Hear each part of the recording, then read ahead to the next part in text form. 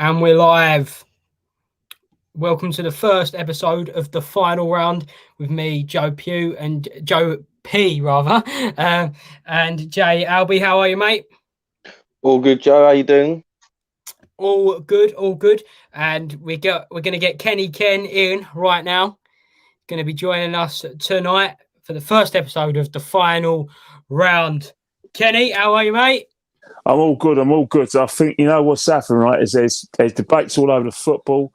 Like everyone's talking about the Euros, but boxing's still carrying on. We've got a nice little card in Newcastle. How I'm going to watch it, because I've got my niece's birthday. I'm all over the place. I've got my trusty phone. If no one wants to watch it on Sky, at least it'll be on DAZN. See the rhyme? You see the little rhyme there, isn't it? Did you see a little rhyme where I got DAZN in? Kenny's rapping tonight. That's how we're starting it off tonight. Kenny's rapping. That's how we start off on the final round. Guys, make sure you hit that subscribe button, smash the like button, and there's a lot to get through tonight. A lot of news today. Big news day. A lot of news, a lot of rumours. At 8 o'clock, we're going to be joined by Fightzone Steve Crump to tell us all about Fightzone. A Fightzone card coming up this weekend, and another streaming site for the best boxing, certainly in the UK. But we will start off with going back in time, reviewing last week's shows. Start off with the proper boxing, Daniel Dubois. Kenny, what did you make of Daniel Dubois' comeback against Dino? You know what? He had a big smile on his face. He was like punch perfect. I don't think Shane McGuigan wanted him to go in there pretty early to get him out. But I think what's happened is that he had to do what he's got to do. It's as much as people, want to say, he could have done with a few more rounds because of his confidence. He's got to remember the good things he did against Joyce, where a lot of people talk about Joyce's jab, and Joyce had a great performance. But let's not forget, Daniel Dubois fought very well as well. Obviously he didn't jab that much, but he was scoring shots. He's throwing some good combinations, good right hands in that fight in October against Joyce, and he carried it on from again. There was another area where I think that I was a bit worried, but I was in this kind of the first round where I was worried about his distances, because like Dino was he's trying to throw some overhand rights, and it was just like Daniel was just a little bit out of distance. So I think when he works with Shane McGuigan, I think he's going to be able to look at that area of his fight game, like the distances, and that's just going to come with time. But I think it was all about getting Dino out of there and just making it clinical. And I think Daniel did a really good job. Yeah, Jay. No, I totally agree. Evening, Ken. Nice to see you. Nice to see you, Jay. Yeah, good to see you. I agree. I thought he put on a good performance. I thought he did what he had to do, like Ken said. There wasn't really much from Dino, to be fair. He didn't bring much to the table. Not really much ambition going forward. When he took a clean shot, he didn't really want to go. It was a good shot by Daniel Dubois. I wouldn't take that away from him. Nice, powerful shot, but I didn't really see much of the opponent, but it's a good victory after his last performance when he lost to Joe Joyce. Gets him rolling again under a new trainer, like we said. So, I was happy with the performance, but I want to see him now step it up. I think get that fight out of the way, get the cobwebs gone, get the previous nightmare of the fight that he had last time with Joe Joyce and move forward. So, big things for Daniel Dubois. And, let's see where he goes from here. Definitely, and obviously that put him right into contention for the WBA regular title. Is that a fight you'd like to see him fight for next against Trevor Bryan, maybe? Yeah, sorry, Ken. I think that. I'm just checking any more news. That's all. Hey, no, that's all right. On the pulse. I think he should fight him next. I think it's a good step up. I don't think it's too much of a step forward for him. I think it's a level opponent that he should come through, and it puts him on that title hunt and gives him the experience that he would need. I'd like to see him go to America for that fight, maybe try something a bit different, out the comfort zone, and I'll be happy for that fight, Joe. Yeah, no, definitely, and I think a lot of room to improve under Shane McGuigan. That's something he does really well. Shane McGuigan just working. Go on, Ken. I know people want to sort of accelerate the process, and sometimes you have to do it in boxing. But I look at the lad; he's young, and I was listening to a lot of the commentators. I think what's happening is I say to greatest respect to Daniel. I think he's being rushed. I think he needs to learn his trade. It's too early for him because there's certain things. I look at him and I see boxing ability, but I sometimes when I look at the physical aspects of the sport, he's got all of that. But I don't want to. I don't know if any of you guys notice it. There's something about him where I think it's not. He seems he needs to be led. You know, in turn, and I think what's happened right is that he's getting pushed one way by Frank Warren. Get that one. I think he needs to be able to stand up for himself and say, "Look, let me take my time. Yeah, I've got this shot. Yeah, all right, I'll fight for a regular title, but he's got so much to learn, and so needs much a proper manager, Ken. Yeah, no, and I know he's Bauer. Is Martin Bauer still his manager? He's still part of Bauer's management. And his dad as well. Well, again, that's a situation as well because it works. Remember with Joe Kozagi and Vincenzo, that worked. A lot of people telling Vincenzo to get rid of Vincenzo. He's his coach and trainer, but they work well together. But if you look at the analogy of Lewis Hamilton and his dad, eventually he has to cut the cord because sometimes he just needs a dad. And I think if you watch the interviews with Mark Tibbs, he didn't say it. He didn't even insinuate it, but he said he didn't want to talk about it when he was asked whether there was too much, collaboration within his dad. Because all he was saying is that the feedback that he was getting from his team made his decision not to carry on with not to take up the contract. Now, I'm looking at the whole situation, and I'm just thinking that he just needs time. There's a lot of things he's doing, which I think needs work on, because I think if you put him again in against someone who can fight and will hit back, it's got to be the mental thing as well. You know what I mean? He's got the ability, but he got hit back even though he fought really well.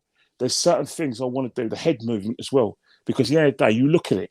Normally when someone hits you a jab, it's on a left jab, normally hits your right eye, but normally hits like I said the right eye, but he's hitting on the left eye, which means it's not the head movement, innit? Joe Joyce was able to find that angle, and I just want him to work on these little things because what will happen? Because at the end of the day, in terms of the heavyweight boxing, we all know they've got big punches, but the jab and the avoidance of the jab is what I want him to work on, and I think I wouldn't put him in big fights at the moment. Okay. I think that he looked good, but he didn't pose much of a threat. But before we move on to very, very briefly move on to the fiasco at the weekend, how good was it to have fans back, and what a crowd there was in Telford? The Nathan Heaney fans in particular, that was absolutely buzzing on BT Sports. It was wild scenes. It's good to see it. It was good to get the atmosphere going. It's good that he got a good victory as well, which made it even better. But yeah, hopefully going forward, we can see more crowds. Obviously, there's going to be a crowd at Fight Camp in the next few weeks. It was great stuff. I thought, like Kenny just said, going back then, I think give it a few more months and that with Shane McGuigan, you'll see hopefully some more stuff from Daniel Dubois. I think he just needs to work on the basics, really, work on the fundamentals, tune them up, work with the head movement, like Kenny said, and hopefully he'll be able to fight the better opposition going forward. But it was great BT show. It was fantastic. Just buzzing that boxing's back, coming up to the summer now. There's some good cards coming up. So, exciting times. Definitely. And we'll move on to Sunday. And I really want to get your opinion on this, Kenny, because obviously me and Jay spoke about it a lot on the watch along. And we don't want to speak about it for long because it is what it is. But was Mayweather-Paul bad for boxing? Yes. Because here we go. Yes, you got to think about the bigger picture. I think a lot of people in boxing are saying and using buzzwords and favourable buzzwords. They said, "Oh, it's really very good. Is that we want to get some more crowds into the sport, and it's nice to get new fans, a younger element, and everything." And it's a very respectful thing to say because at the end of the day, it's the advertisers last thing the advertisers want their clients to do is to criticise an event which got a lot of people talking, because he had one of the greatest boxers of all time, and you've got a YouTuber who who's trying to take himself seriously. So basically, it's new media, which is which is Jake Paul, which is Logan Paul, against traditional media, which is me, Mayweather. So in that respect, I can understand.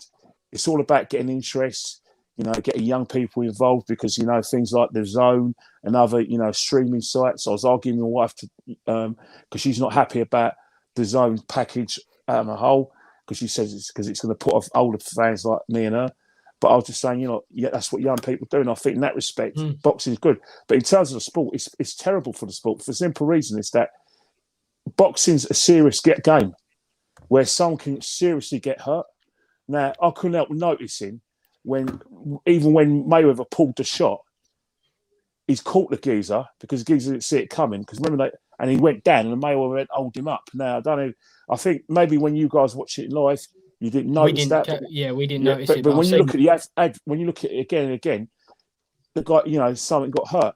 But it's again the thing is the reason why, and I don't understand why Mayweather's going for that kind of fight, but I'm looking at the whole situation there. There's opportunities for top boxers. This isn't the Mickey Duff days or Terry Lawless days where basically your promoter was your CEO manager, so boxers got shortchanged. Boxers now are earning a good living. They're going with the best management, which is MTK, and they're getting most of the money. All right, they're not messing around with promoters who are going to keep them less money. Eddie Hearn is left Sky because he knows his fighters know their worth, and he has to find a way to pay them. So when I see things like this, YouTubers, KSI against James Weller, or he calls himself, or Jude Weller. Joe Weller. Then I see his brother, KSI's brother, fighting another person. Then I see Jake Paul wanting to fight, and then KSI now thinks he's 1 minute he's a fighter, then he's got his nice rap record, and he's trying to do a. Well, you'll love this weekend then, Ken, won't you? TikTokers versus YouTube card this weekend. Not a chance on watching that garbage. Anyway, what I'm trying to say is that don't take the money out of the boxer's mouth. You are in a situation where boxers have now got great opportunities, and someone like Floyd Mayweather Jr. and Logan Paul are taking money out of the mouth. Floyd Mayweather's got no excuse. I can understand. Maybe, like Mike Tyson wants to come out of retirement, Carl Froch wants to come out of retirement, and maybe, like Roy George Jr. want to come out of retirement. Yeah, they're doing it because they've missed out, because they probably had a lot of their money been taken, and they've seen the modern day boxer who does not fit, to lace their boots, finally earning a good living out of boxing, and they want their share. I get it. I really do get it. But come on. We're in a situation now where we mustn't firstly take money out of fighters' mouths, and also what about the fighters coming up? Don't block their path. You know what I mean? This is not a game. Yeah, no. Spot on with it, and with that shot that we missed. Like, have you seen it, Jay? We didn't see it at the time, but he was quite clearly holding him up. Which just that for me just summed up what an awful night it was for me. Anyway, I didn't enjoy watching it, as anyone watching the watch along probably realised. It wasn't for me. Jay, what did you make of that shot when you saw it online the next day?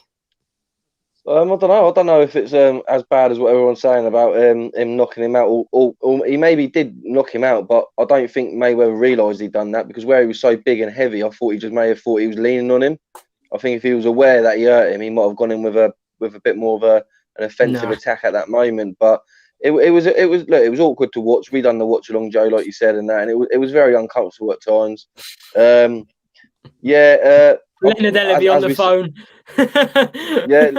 He was on there non-stop. I thought there was more action in the press conference afterwards, Joe, to be fair, than what there was in the fight.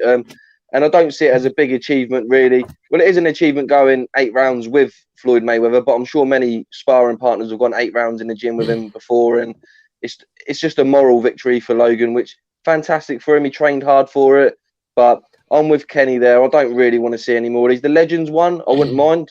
We've spoke about it. I wouldn't mind a little Legends League where it's safe over 4 rounds, maybe 4 to 6 rounds, and they do like as long as they're within the certain age limit and everything like that. I don't mind the Roy Jones versus Cole Froch and stuff like that, but I don't want to be seeing massive age gaps or massive size differences or nothing like that. I just like the traditional boxing. Let's stick to that. Like Kenny said, we've got a big sharp in Newcastle this weekend. Also Friday, Fightzone. There's some good cards that they're producing at the moment. So yeah, definitely 100%. And then like we got news with AJ Usyk maybe coming up. We've got the Wilder Fury. There's loads of stuff to look forward to. So yeah, all this Mayweather stuff, it's happened. I'm glad that really. I'm quite surprised that not much fuss the day after and the few days after.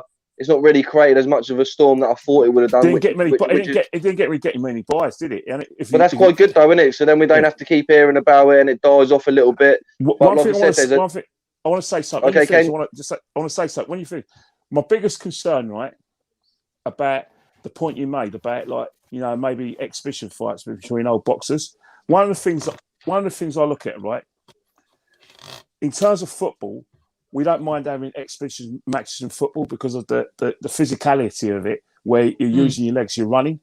But they don't have exhibition rugby matches for older people because of the physical contact. And in terms of like older fighters coming out of retirement, in terms of like the cautious me, I'm against that because of the fact that it's the brain thing. You know what I mean? The brain's because if for me to watch an exhibition, I want to see brain scans the whole lot because I'm obviously coming from a football background. We now got a situation where the link between head and the ball and Alzheimer's, and then we're trying to advocate. You know what I mean? A rematch between Carl Froch, 44, and Roy Jones Jr., which is nice, but I do worry about their health. I'd rather not see any of it, Ken, though, to be honest. I think Joe would agree. But if you had a choice out of YouTubers or any of them, you'd rather see the Legends because they got credibility. But I wouldn't want to. I don't want to see any of it. I just want to see normal boxing. And I've got nothing against maybe like other, say, celebrity YouTubers. If they're going to dedicate it and become a professional, and then they're fighting journeyman and actually doing it the proper way, I've got nothing with that because look, boxing's a sport I want everyone to get into. It's great for people, and I would never begrudge people. Look at Curtis Woodhouse, people like that have come on and they've done stuff in the. I'd be angry with him. Leon McKenzie, people like that. Like there's people that have come from other sports that have give it a good try and they've achieved things. So stuff like that, I don't mind. Anthony Mundine, rugby league in Australia. Exactly. So there are people that do it and they go for it properly, but when you get these one-off fights in these one every 2 years or one every year and that, it is what it is nowadays. But yeah, we've got some great fights to look forward to. So I'm not really fussed about it. It's been and gone now, but yeah, we got to cover it a little bit. But you got to take it with a pinch of salt, really, haven't you? Yeah, I think Sky loses credibility. I think Sky loses kind of credibility for these sort of things. I can only because what's happening right now, it's a situation. We're going to get the Sky in a minute, and we're probably going to get a BT as well because there's certain concerns I have as well. But again, you're just filling the schedule. But then again, I can understand from a business point of view. If you don't do it, you're missing out, and this is easy. And they probably see it as easy money. Yeah, no, definitely. And opinions on that. Paul Young says boxing is prize fighting. Most won't back themselves, rather money than legacy and achievement. And then we've got Shaz, evening Shaz, Mayweather versus Paul, not even boxing. It was a bank job. And I think with that comment, let's draw a line under Mayweather Paul now. We spoke about it far too much, in my opinion. And let's move on to AJ Usyk, potentially at Tottenham sometime in September. Kenny, I'm sure you're ecstatic that it's at Tottenham. Well, one thing I'm going to do is that I'm going to. One thing we've learned in the last kind of 16 months is that we stocked up on face masks and we've also stocked up on sort of hand gel, loads of it all over the place. So I'll be bringing loads of hands. If I do get a ticket and I decide to go, I'm trying to talk the wife into going because she hates going to boxing she hates me going without her. You know what I mean? So it's something that we do together. But we'll be stocking up on disinfectant, because it's Tottenham's ground. But in terms of I agree. AJ fighting it, I think that's a very, very great venue because I think it's a new venue, and I think boxing is accessible as well because obviously if you're coming from like Hertfordshire, you can get the Spurs ground. You come from Essex, you can come from Spurs ground all over London, the country. It's central. And I think what's happening right now is that I think that like Tottenham's ground's got a late license as well because I know that we've muted the Emirates. Oh, really? And there's always a kind of a problem with Islington Council in terms of like whether they're going to grant a late license because like one of the Frocham Groves first port of call was at the Emirates Stadium, the rematch, but it went to Wembley because London Borough of Islington, who I work for, couldn't give them the late license in order because so basically they couldn't get a late entertainment license. Maybe Matchroom, who promoting the thing, maybe they managed to secure one from the London Borough of Haringey, but that's why the fighters then. It'd be interesting to see the card, but something's been agreed. It's in September. No excuses. Robert Cracken's free. So after the Olympics, AJ's already in training, but you'll have a strong camp. I'm not sure we're going to get our tour that I demand. No, 2022, Ken. What was that? 2022. Yeah, probably. Yeah, definitely. Yeah. If both fighters have got any sense.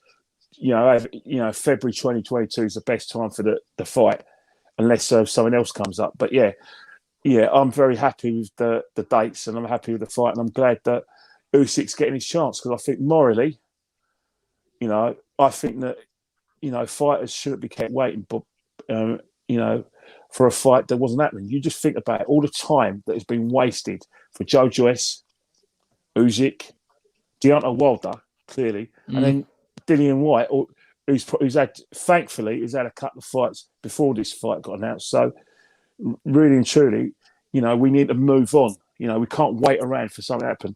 Let's just get on with it. With watching championship fights and seeing if the belt's going to change hands because it's not a given for Usyk. For AJ against Usyk, it's not a given. I agree. I think AJ fought a southpaw. Yeah, he fought Charles Martin. Yeah, Charles Martin, but that was a long time ago. Yeah. And Usyk's, I think, a much better southpaw than Charles Martin. Certainly, can he hit, technically, can he bang?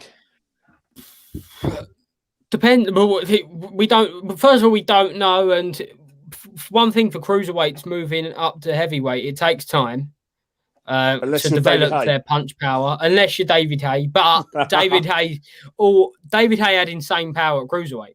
Because his finishing ability was second to none. His hunger for KOs was always there.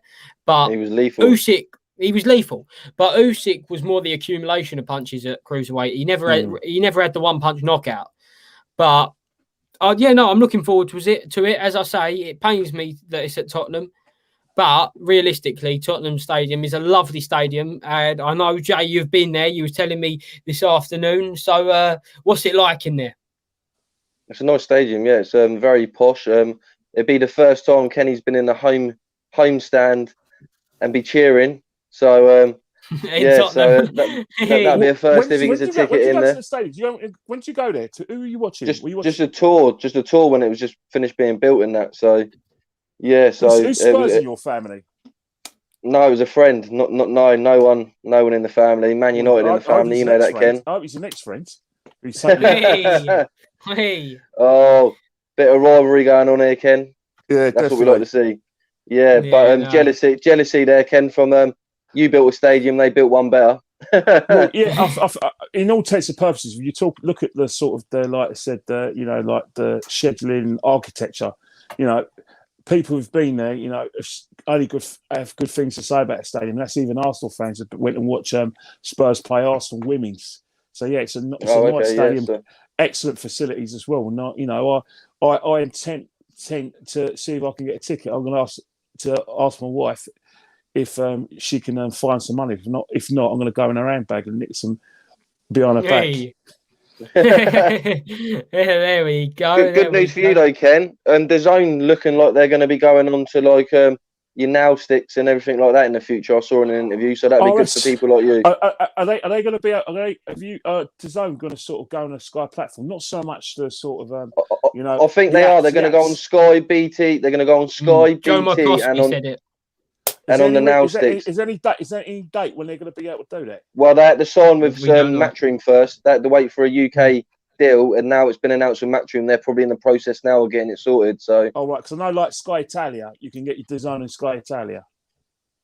Yeah, right. Okay, but he's announced that they will be doing it.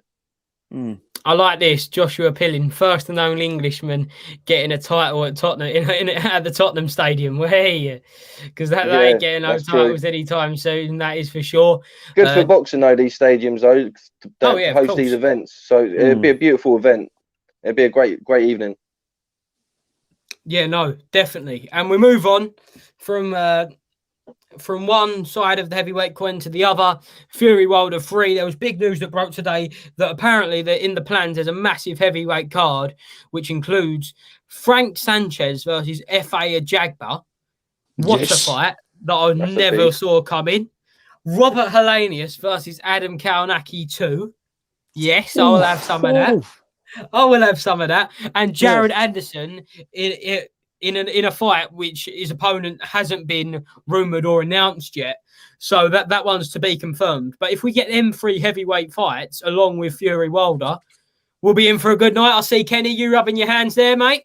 Well, obviously the fight that's attracting me is the Helenius against Kaunaki. That is going to be like a really, really decent fight. Really decent fight. And, like, it's a really nice con. Maybe Bob Arum has redeemed himself, but we'll find out on the day. But it's not too far away, is it? It's going to be. It's coming around faster. It's coming around faster than we think. All the fights are, because I was saying to Jay that we got a little bit of a break now.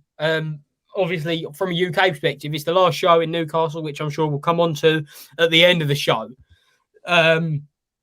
But there's some big fights coming on, and we'll talk about Sky's future in a bit, because another rumour today concerning Top Rank and Sky, but we'll talk about that after this. But Frank Sanchez versus F.A. Ajagba. Jay, come on. I've spoke to you about, me and you have spoke about Frank Sanchez and F.A. Ajagba on separate occasions and discussing how good we think they are, but we never put them together because I didn't think this fight would happen this soon. No, definitely not. And it's fireworks. And we also spoke, it's about time Fury had a decent undercard. I think he deserves it. I think it's worthy of a decent undercard. And that's going to be fireworks. Don't blink on that one, because if you do, you're going to miss definitely something. Someone's getting KO'd in that fight. That's a guarantee. I think it's going to be a bit of a war. It's not going to go to 12 rounds. If it's 12 rounds or 10 rounds, whatever the schedule is for that. Yeah, but it's not going to. They're not going to see the final round like this podcast. They're not going to see the final round on that one. But got to get it in there. But also the fight that you were saying then with Helenius, the rematch, that's going to be a great fight as well. So it's a great card. Obviously, you're probably going to see Isaac Lowe on there as well on the card, and there are probably a few other little fights on there. But yeah, there's going to be some fireworks that night, and even the main event's going to be very interesting. We don't know what's going to happen with Wilder, how he's going to react with his new training team, and how Fury's going to react after being out the ring for so long. It's been another long period he's been out, but loads of questions to be answered. And on that night, we're going to get some of the answers. But yeah, Joe, great card. And then Jared Anderson, he's been training, sparring with Fury, and for the Fury Wilder 2, I believe. So I've heard some good stuff about him. So hopefully that should be a good fight. Jared Anderson's a great. I really like Jared Anderson, but for you, Kenny, who wins, Frank Sanchez versus F.A. Ajagba? You know what? They're both bangers, man. Could it be a bit like Joyce Dubois? Like, not the same outcome, but I'm saying it's like Ajagba, like really young, like knockout artist, and Frank Sanchez got some amateur experience. I think I'm going to. If I look at experience, I reckon if it goes to the jab, I don't see. I think a jab is going to look to take him out early. I think Sanchez, if he boxes clever and uses the jab and moves, I think he could stop him late. Yeah, no, we got late in it. 10th round stoppage. Okay. Leighton Evelyn says this card is not official. I don't think the card will happen, but I would love it to happen. Would really love it to happen. Jay, what do you think? Frank Sanchez versus F.A. Jagba? To be fair, I couldn't even tell you who's going to win that one, Jay. But what I reckon will happen will be whoever fatigues the quickest, and you'd see probably around 3 or 4. Whoever lands a big shot, whoever's the most fatigued is going to lose the fight. So, yeah, I can't really call it. I think Kenny's right. If Sanchez uses his jab, moves around the ring a bit, can maybe take it to later rounds, and then maybe take the guy out. But no, all I can see is a knockout from either guy. But a Jagba, he's a great fighter. We've seen it on many times before. He's got power, and with Sanchez, he's very skillful for a big guy. He's clean. He's got a good jab. Yeah, it's interesting because Sanchez is with Canelo. They're a good group there. Great training team, a team full of winners, and I know he's a big prospect. So it's exciting times. I see that the card's not official, but if it is anything like that, I'm excited. Oh, bit of breaking news, guys. Bit of breaking. Joe Joyce will make a voluntary defence of his European heavyweight title. The EBU have now confirmed. Frank Warren previously named July 24th/31st as possible dates and said Carlos Takam and Tony Yoko are potential opponents. Tony Yoko. Ooh. Here we go. We all say all at the same time. Hey, Tony Yoko. Tony Yoko. Jesus Christ. Tony Yoka, that is a big fight. Carlos Takam. That's a good fight. Two opposite ends of their career. You know, Tyus Cappan, I do like that fight. I do like that fight. That's a war. I think it's a war.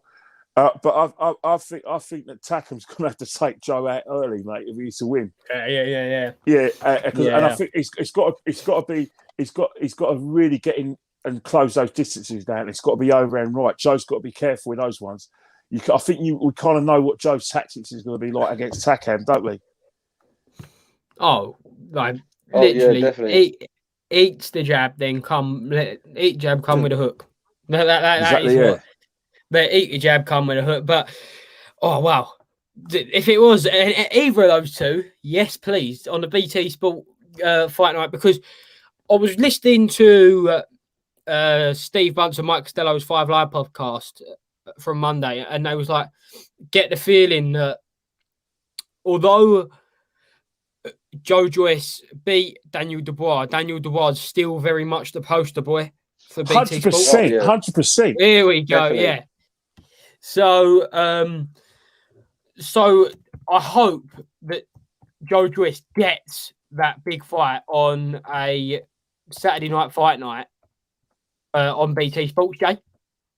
Yeah, no, 100%. Is that going to be the same night as Fury then? If it's the 24th, is there going to be 2 cards that night then? One at UK time and then the Fury? Hopefully. Cool. Imagine that. That's a heavyweight fight as well. So we go from 1 heavyweight, lovely, to 4 heavyweights if we include the Jared Anderson fight, Hellenius, Frank Sanchez and Fury Wilder. I know we're wishful thinking, but let's please hope that'll happen, because what a night of boxing that will be. Well, that'd be fantastic. Yeah, because I'm just looking at the zone. And the zone, I think the zone only had a little, feed on was it on Monday? Yeah, they're talking about Carlos Takam or Tony Yoka, but it's highly likely. If I was a betting man, I could say it'd be Takam. It'd be the one. Takam needs a fight. Takam puts bums on seats in terms of his fighting style, and he has fought for a world title as well. Anthony Joshua. Yeah, and it was an 11th round stoppage, and he had to be stopped because of it stopped as well because of a slight injury to Takam as well. And then Takam, to this day, I still don't know how he can try to lose to Derek Chisora, man.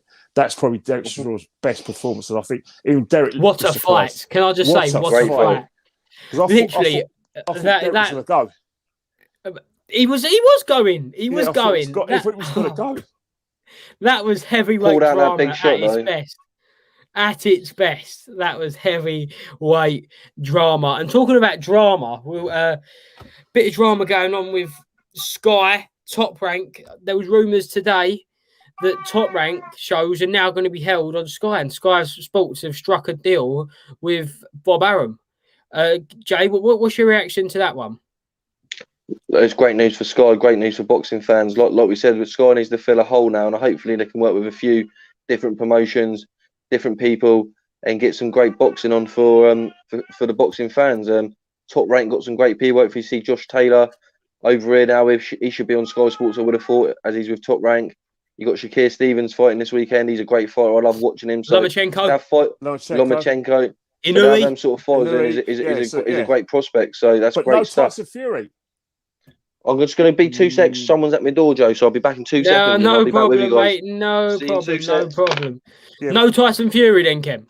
Yeah, reasonable, because Tyson Fury is British promoters is Frank Warren. He's got a deal with BT Sport. So Tyson Fury would not be part of the package.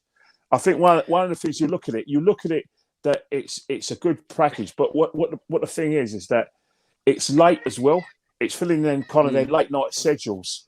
So basically, it's basically for people like yourselves, as people like me who are going to stay out for these fights. Try to stay out for it, because we get in terms of like other distractions as well. But yeah, it's a good deal. But in terms of like what Sky can offer, I know I spoke to Pro Bees and he was convinced, because he's looking at the timings and he's saying, are people going to buy into watching fights at between 4 and 6 o'clock in the morning, blah, blah. But when you see names like Lomachenko, you see names like Shakur Stevenson, you have to take that in consideration. And obviously, we still got Crawford that's under Top Rank, although we don't know whether Crawford's part of that deal, because, again, he's another fighter that could do with another, not just the American audience, we can introduce the British audience, because, maybe we can bring him over here. Oh, please God, yeah, definitely bring him over here. And I think again we brought over Lomachenko when he fought Luke Campbell. So it's another thing. If we can bring these fighters over to an audience, then what will happen is that in an ideal world, we could have top ranked shows in this country, in Europe as well, and that will help Sky's viewers. But it's a start. It's a start for Sky. Yeah, but Kenny, do you remember, just going back to what you said about Tyson Fury, do you remember Tyson Fury Wilder, when there was talk about Sky actually getting that fight because they bid more than BT? Yeah, I think that's the situation as well. Is that this goes all the way back to when Tyson Fury fought against Klitschko. And basically, what it was is that obviously there was the purse bids and the TV rights. And even though Eddie Hearn was not promoting Tyson Fury, if you look at Tyson Fury, a lot of Tyson Fury's fights were actually on on ITV, because ITV had kind of a little bit of a deal with Hennessy Promotions, and also they had a kind of a deal with Frank Warren as well. Like Frank Warren was still doing stuff with Box Nation, so it's a Box Nation ITV situation. So what was that? So the issue was is that Eddie got Sky the purse bids, so he won the purse bid, so he went on Sky. This time I don't see it in a situation, because I think what's happening now is that with the management having closer links to the promoters and fighters very, very, very much under control, I think what's happening is that BT Sport have got Tyson Fury on a strict contract in this country. Yeah, and I think it's the same for any fighter that is going to have any contracts with the TV stations. They're not having another thing, not having all that. Hence the fact that we've got the idea of Joshua and Fury being on two British pay-per-view stations. Yeah. Do you get the feeling, Jay, that the whole boxing world, with broadcasters, fighters being aligned with certain boxers, is all changing all at once? Yeah, no, it's a big change at the moment. Yeah, sorry guys. My That's all food right. shopping turned up hour and 15 minutes Really? early. As you don't normally get that, do you? So, sod's No, law. As soon no. as I was on Any here, but items missing? Any items missing? no items Loads. missing. They were lucky. They were lucky. So, Oh, hey. yeah. No, it is a big change. But when something big happens like this, like Eddie Earn leaving Sky to go to the zone, you normally get loads of different changes. So it's going to be good for boxing. It'll take about 6 months to settle in. We'll see what route everyone's going down, see where everyone ends up. But look, them shows in the US, I want to see. And we said the other day, we didn't even know where Stevenson was fighting on. So now he's on Sky. Like you said, there's some big names on there. Hopefully, it's not confirmed yet. Hopefully, yeah, not confirmed, but obviously we're hearing stuff. I think they're going to work with a few people. Obviously, like you said, Tyson Fury stuck with BT Sports. I don't know what's going on there, but you can definitely see with what's going on with John Fury at the moment. He's not happy with the way Tyson's being handled at all. Something's not right there. I don't like that. I think the vibes going into this third fight's terrible. So yeah, no, crazy stuff happening at the moment. Yeah. In the world of boxing. Sorry to interrupt, Kenny. Sorry, 1 second, mate. Just see, you've got Steve Crumb, our guest tonight in the waiting room, and for anyone who doesn't know, he works alongside Dennis Hobson for Fightzone, and we've backed Fightzone on this channel for a long time now. We've honed in, support British boxing, and we've got Steve on tonight to tell us why, and it's a pleasure to have him on. Steve, how are you, mate? Very well, thank you, mate. How are we doing? Are we all okay? Evening, Steve. All good, all good. We've got some questions for you. Yeah, we're going to grill you, mate. We're going to grill you. I'll put my glasses on and get my paper ready, shall I? Yeah, there we go. Get your promoters out on for this one. Get Fight Zone ready. So for anyone who doesn't know, Steve, just explain what your role is within Fight Zone, and even we've explained numerous times, but for anyone who hasn't joined us before, what exactly is Fight Zone? Fight Zone consists of there's three partners in Fight Zone: myself, Dennis, and a silent partner. And we wanted to bring small old shows to the public so that fighters that are starting out on the journey can get a platform and get some exposure, as well as his own fighters in Fight Academy, which is myself and Dennis Hobson. So we, a couple of years ago, tried to buy a platform, and we were the highest bidder, but it didn't go through, and it stung a little bit. So we got our heads together and decided to form a zone. So that's where Fight Zone's been born, really. And basically, we want to put as many small old shows on as we can, and we're trying to do one a week for a year. I think we've done 4 shows in 3 weeks up to now. Yeah. So we're going to go around the country, across the world. We've got an app which is Fight Zone. You can download it, get it on your smartphones, your smart TVs and everything. It's $4.99 a month, and you will see a live show every Friday or Saturday of the year. In last week's case, was it? We had 2 fight nights. We had a Friday and a Saturday show. We did. Brilliant. It was an hectic mega week last week, but yeah, it was good. And we start again on the 11th this Friday. Top of the bills, Matt Windle and Neil McBurn for the Commonwealth flyweight eliminator. So like I said, it's grassroots boxing, and we're trying to wind it back to like when it used to be Friday fight night on the BBC or on Sky or what have you back in the 90s. Yeah, it's brilliant. It's really, like, me and Jay have spoke about it a lot on here. Just the access to these fights, because there's so many great fights being shown, and we just want to really hone in on where people can watch this, because the app is so accessible and it's really easy to use. Like I've got it downloaded now, and it's just so simplicity, and that's what is needed for boxing and apps, because you got Kenny Ken here, who you've openly said, Kenny, about you're not the most technologically advanced person, so it's easy for you to access, Kenny. Well, I've managed to like download the Zone. So obviously this is another thing I'm looking at, because I know you've got I've just checked to see you've got a card tomorrow on Friday. Clash Yep. of the Euros. Remember the Euro? Steve? You can watch both, Ken. Watch both. Yeah, of course, I'm definitely going to do that. Because it's got a card. So it's one of those things as well. Is that I do understand what yourself is doing with Fightzone. I understand what Eddie's doing as well. And I think what you're trying to do is I think you've got an understanding of the market in terms of like a lot of the younger boxing fan doesn't own a TV. They're all internet streaming. So like I said, you stolen the march. But my biggest concern is in terms of like being an older boxing fan is say someone like myself doesn't have all those like I said like smartphones. We still want to watch it on TV. How is Fightzone and other promoters like or TV stations like DAZN going to sort of get us back in as well? You know what I mean? Because obviously we're going to be just, if we can't watch it live, we want to sort of see how we can access it as well. So I just want to know what you're going to do for the future. Moving on, are you going to, like I said, work with any TV stations? Well, we were working with Free Sports and Eurosports before we went on to this, and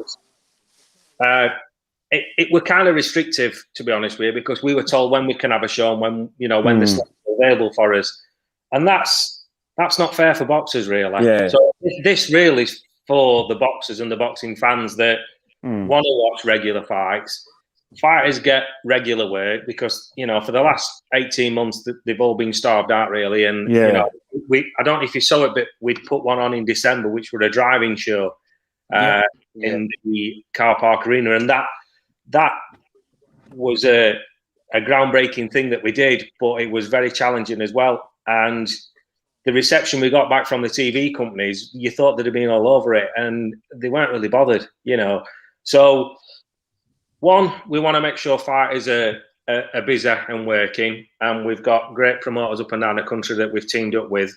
So, it's not just all about our fighters; it's about other small little show fighters as well, and getting their fighters busy. Two, trying to make it as accessible as we possibly can.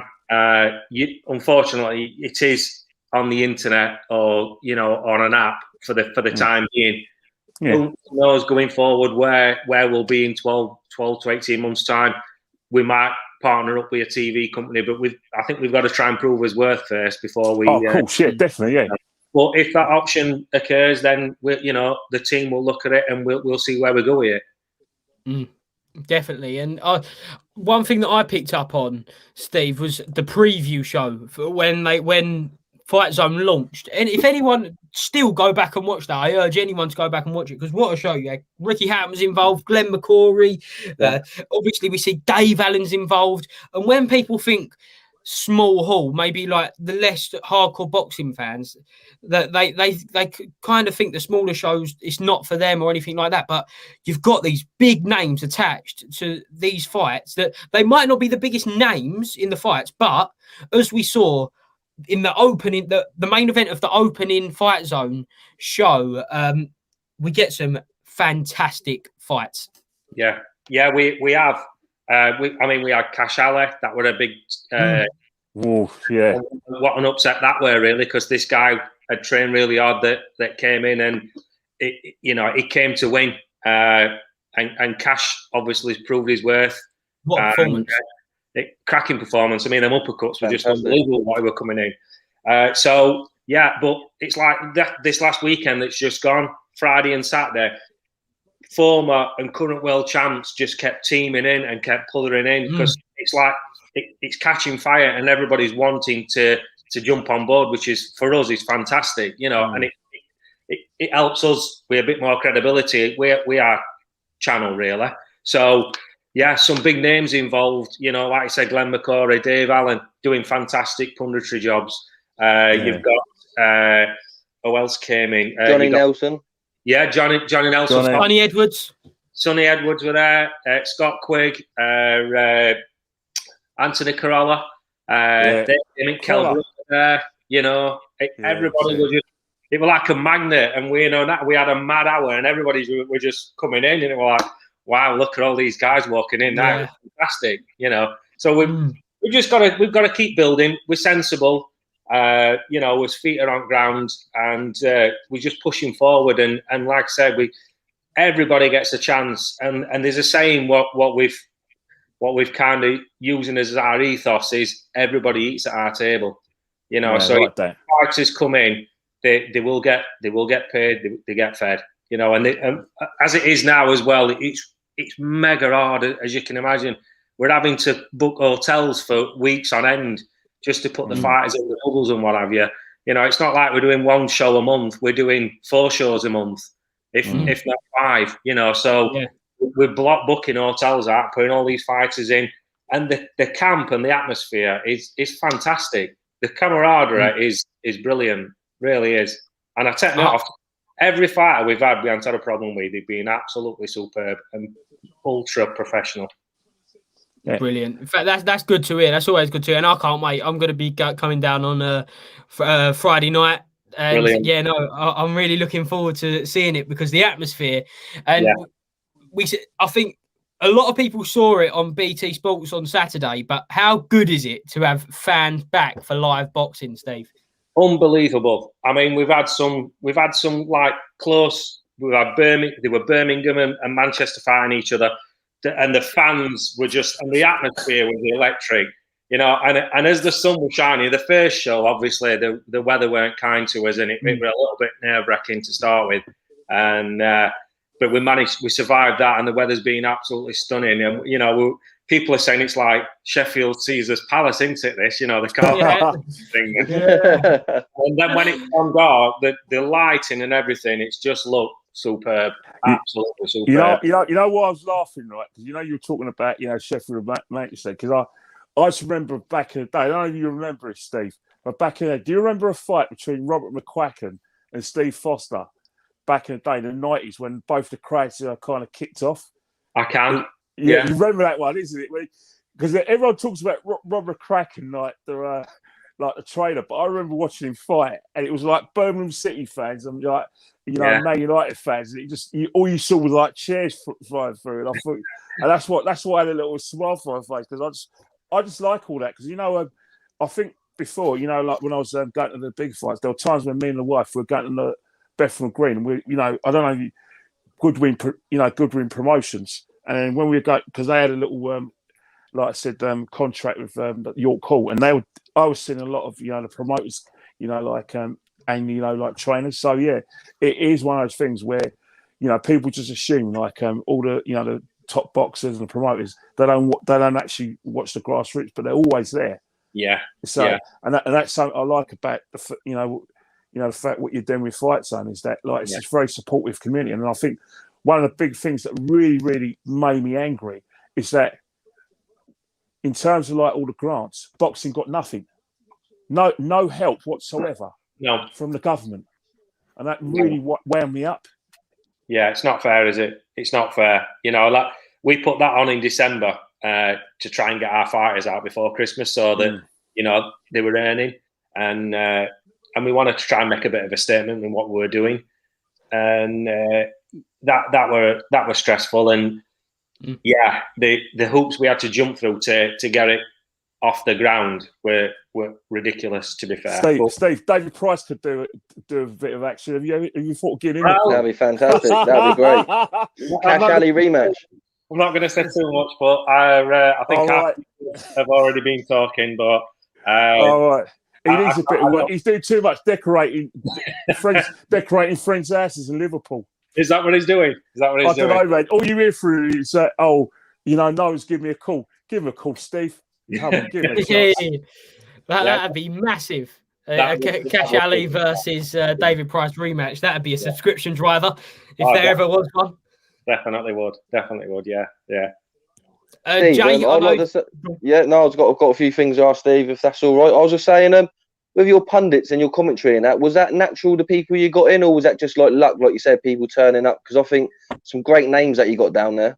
Yeah, I mean, we've worked with Glenn for when we were with Free Sport and Eurosport, so we've always been close with Glenn, and Dennis he's got really close relationships with Dave Allen as well. So they want to help. The goodwill we're getting from everybody is, I think they've realised what we're doing is kind of genuine, and we're trying to do something a little bit different. And there's not going to be box office fees, and you've got to pay an extra 20 quid to watch a certain fight or anything. It's £4.99. It's £1 a week, isn't it? And it's nothing, and everybody's jumped on board and embraced it, which is it's great, And it's not like there's a lot of work out there at the minute for these pundits either, So I think they're they're fan favourites as well, Steve. They're fan favourite people like Dave Allen, Johnny Nelson, Glenn, like you say. They're personalities, and they're people who the casual fans and the hardcore fans relate to, and they've got a lot of love for. So I think it's great what you're doing with them. Yeah, exactly. It is. It's brilliant. Absolutely brilliant. We could not have wished for a better start, really. No, it's fantastic. Also, would you look at doing maybe some nights like prize fighter nights? Because I used to love them back in the day. I've spoke about it on the show with Joe and Kenny, and the fans really love that. And I think the fans would really embrace an event like that, maybe to win a contract or just maybe a prize fund at the end. But them prize fighter nights, I think, are really good evenings.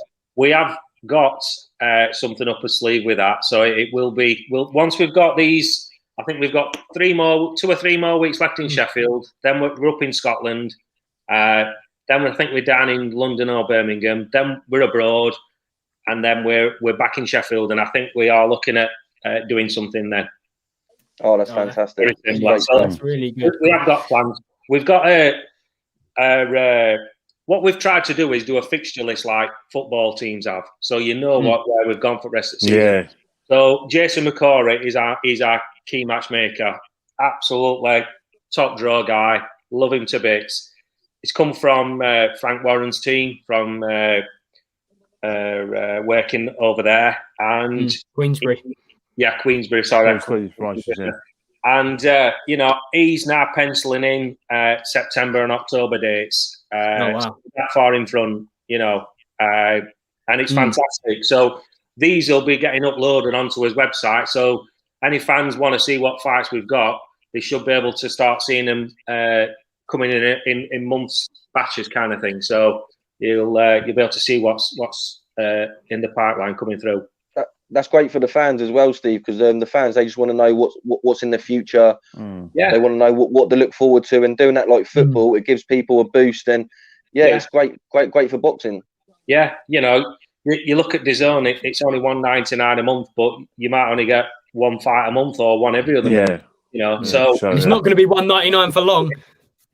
Yes, yeah. Well, but thing is, they've got to do kind of a litmus test, isn't it? Because I think, obviously, you Steve, your audience, but in terms of DAZN, I think the litmus test is because people are getting their Sky packages, and that includes like the football.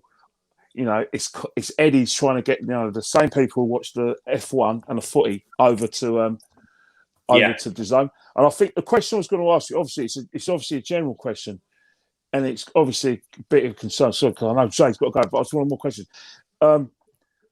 What now for boxing fans in terms of like obviously the Sky and BT Sport? Are they going to walk away from the sport?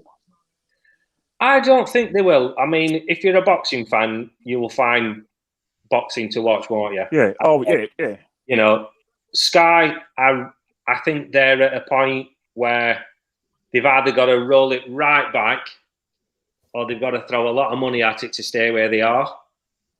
I can't.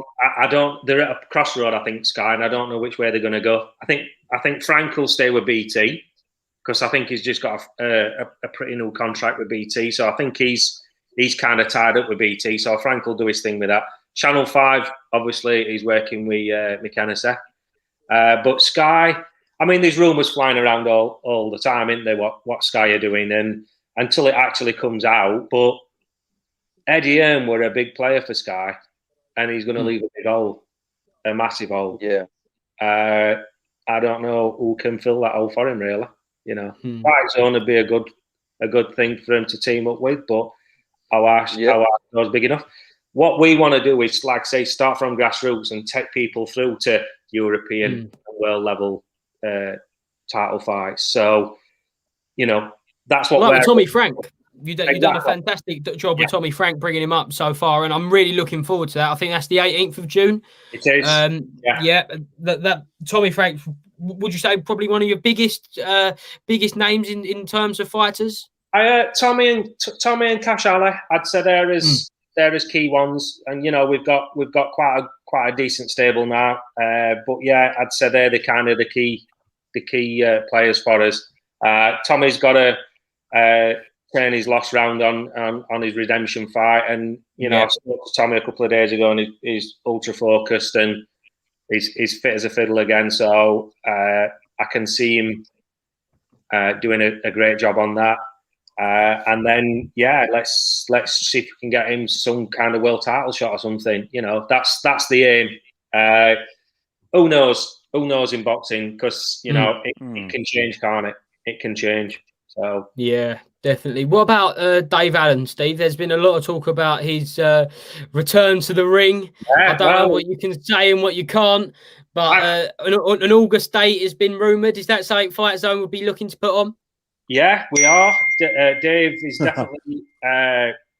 definitely coming on board, and he's getting himself back into shape, and he's enjoying himself, and that's what he wants to do. I think love that with the sport. Good stuff. And he's got a smile on his face now. He's lost a fair bit of weight, and he's starting to look good. So yeah, I think we're going to put him in a couple of 4-rounders to start with to find his feet, and it's up to Dave. We'll support Dave in whatever he wants to do. But yeah, I think we'll see a different Dave, to be honest with you now, especially now he's teamed back up with Dennis. There's a lot of love between them two, so I think they'll get the best out of each other, to be fair. And Steve, Dave against anyone will be massive. Sorry, I just wanted to add, Dave against anyone will be massive for Fightzone itself, because Dave is such a beloved character. Yeah, he is. I mean, the followers he has on social media is mind-blowing, really. And he's a great character, and I think he will help subscriptions rocket when he steps through that rope. Definitely, Jay. What I was going to say? I was just going to say it's like a perfect match. I see, Steve, because with Dave, I feel like he's been rushed in the past. They used him as a bit of a high name for quick turnaround fights or for a stepping stone, and I feel like Dave can really get to a high level if he had the right team around him, the right people dedicating himself. And I feel like with Fightzone at grassroots, and you're giving him them 4-rounders where before he wasn't allowed to have them 4-6-rounders to build back. And I think that's great for Dave, great for Fightzone. And like you say, if you can get some of his fighters on there, I know he does a lot of coaching, that would be fantastic as well. Yeah, he's got a couple of kids that are coming through, which are looking quite good. So, I think they'll be coming on our platform as well. And yeah, like I said, it's down to Dave. As long as he's enjoying himself, I think you'll see a different fighter in him. There's no pressure with him. It's down at his pace, and a lot of it's down to his decision, what he wants to do, and whatever it is, me and Dennis will support him 100%. That's fantastic. Great character, great character as well. You know what I mean? Yeah. In the fight. You said, Steve, about you're in Sheffield now, and then you can go to Scotland, Birmingham, London. Are they all going to be in blocks like you've done with Sheffield, or are they going to be a week-to-week basis? A week-to-week basis. Okay. We're up in Scotland on the. I'll tell you what day we're up in Scotland. So I've got the paperwork here. The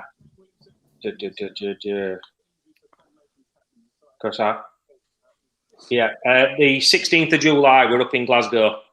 Cool. We're in association with Sam Kinnock. Wow. We his fighters. So Sam Kinnock's one of the promoters as well, and managers that has teamed up with us. And there's quite a depth and breadth of experienced promoters we've got working with us. So it's really, really exciting and good, to be fair. Really is. So we're looking forward to going up north for that, and then I think the week after we are then back. We are in where's that? Malta the week after. Oh wow! Malta. Jeez. Yeah. So great weather for that then, Steve. Pardon? Yeah, you are. Great weather for that. Perfect time. Yeah. Perfect timing, that one, isn't it? Do you think you get fans for that in Malta? Yes, yeah, we can get fans in Malta as well. Yeah. Oh, brilliant, brilliant! I don't know what colour on the traffic light list it's on at the minute, but It's green at the I'd minute. love to get it. Is it green? It's green at the minute, yeah. Oh wow, Oh, that's perfect. brilliant. That's brilliant. And on Friday, you've got Derek Azaze, who's a well-known name among boxing circles, and he's scheduled to be fighting Tyler Denny. Just how did that partnership come about with Derek Azaze, Steve?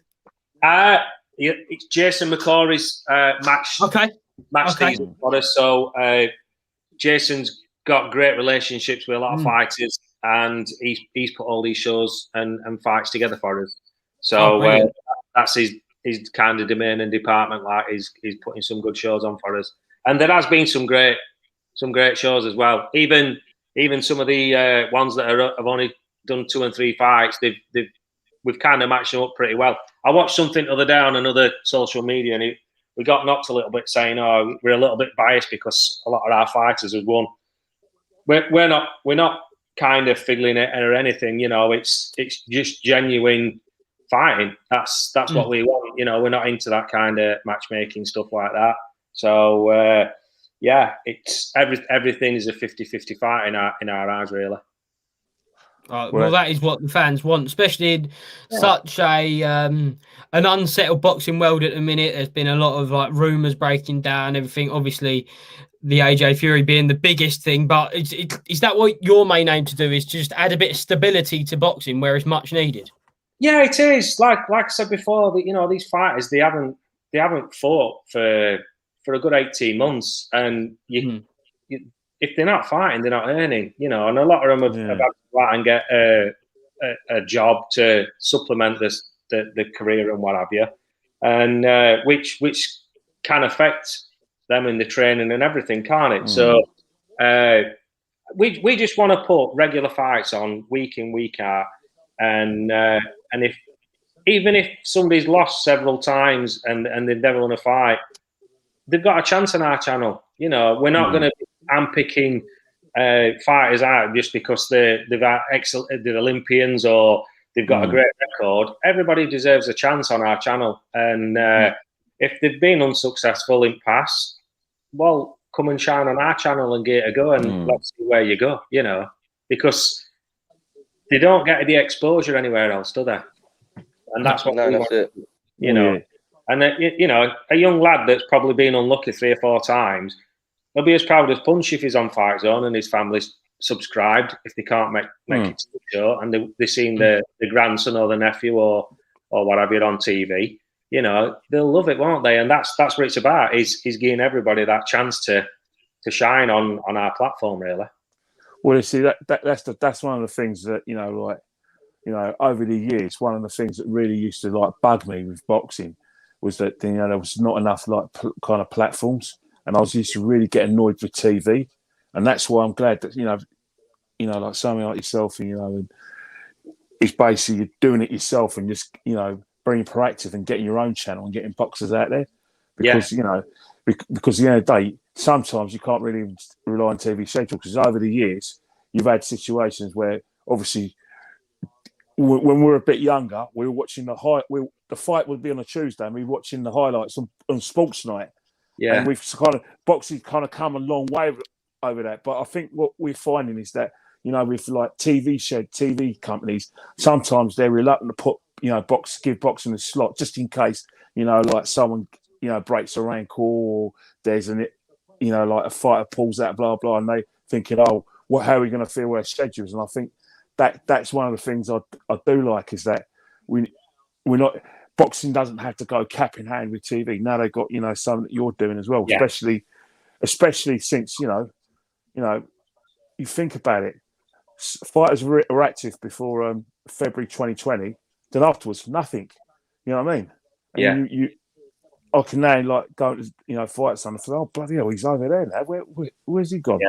So I'm really glad that you're doing something like that for the fighters, because I think at the end of the day, it's all about the fighters, and you know, putting money in their mouths. And that's why, as I don't know if you watched the early bit of the show, I'm not having YouTubers taking money out of my fighters' mouths, You know, man. I was going to ask you about that, Steve. Would you have YouTube fights on Fightzone? No. Nice and simple. Brilliant. Nice and simple. Brilliant. But I think One word answer.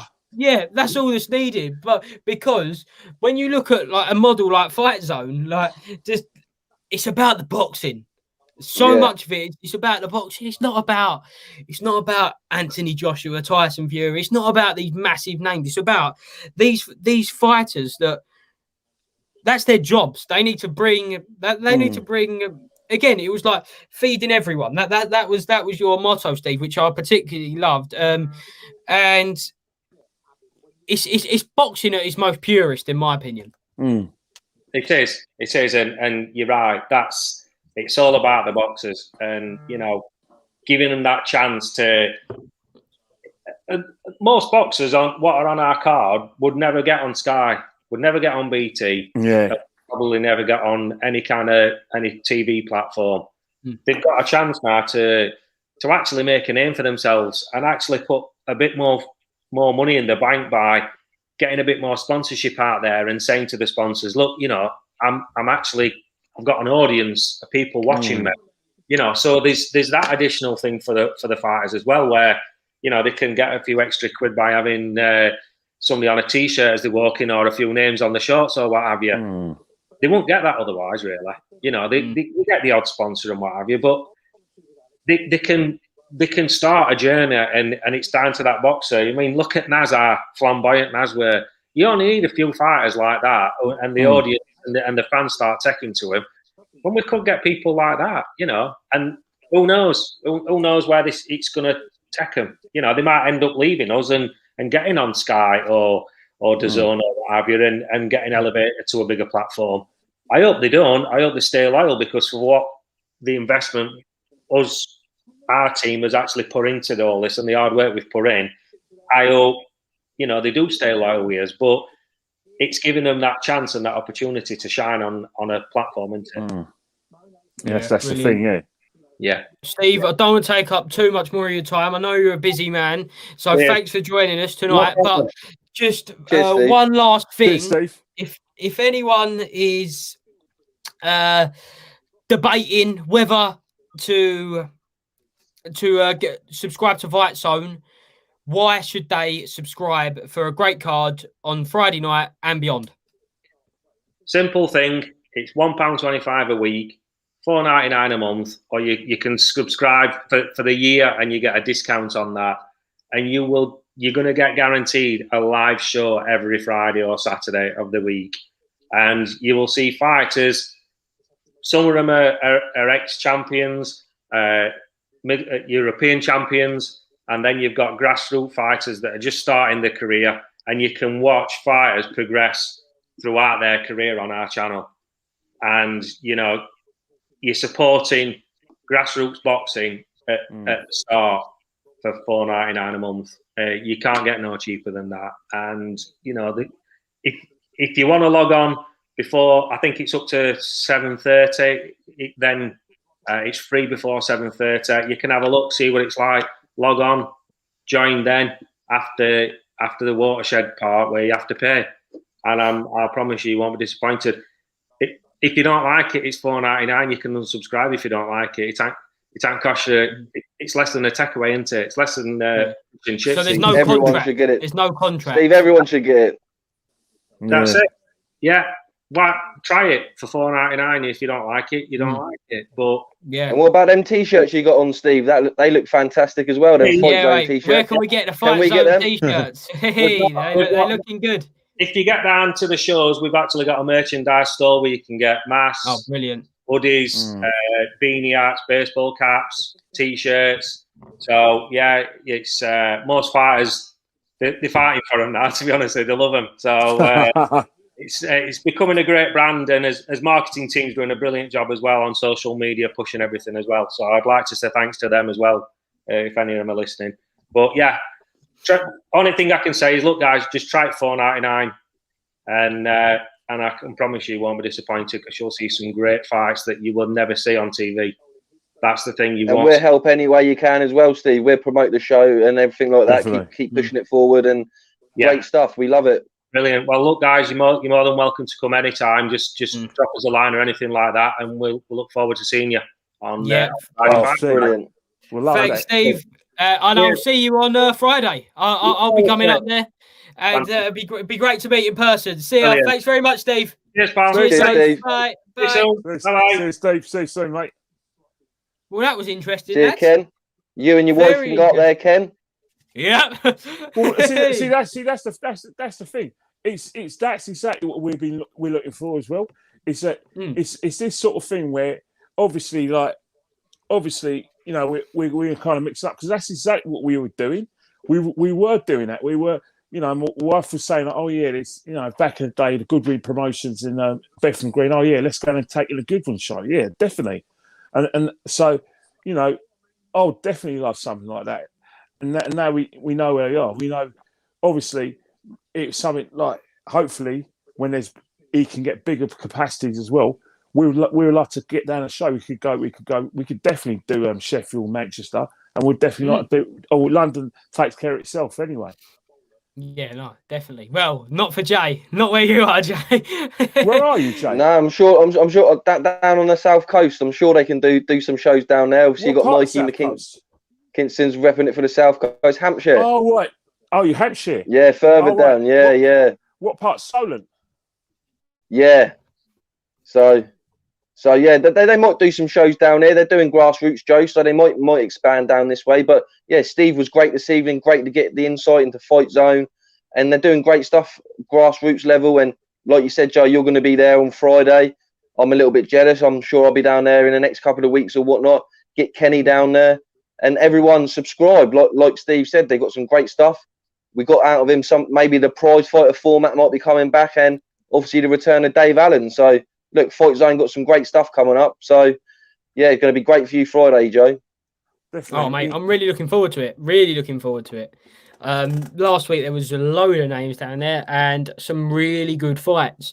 So looking forward to showing my face. Hopefully get some good little interviews for the channel.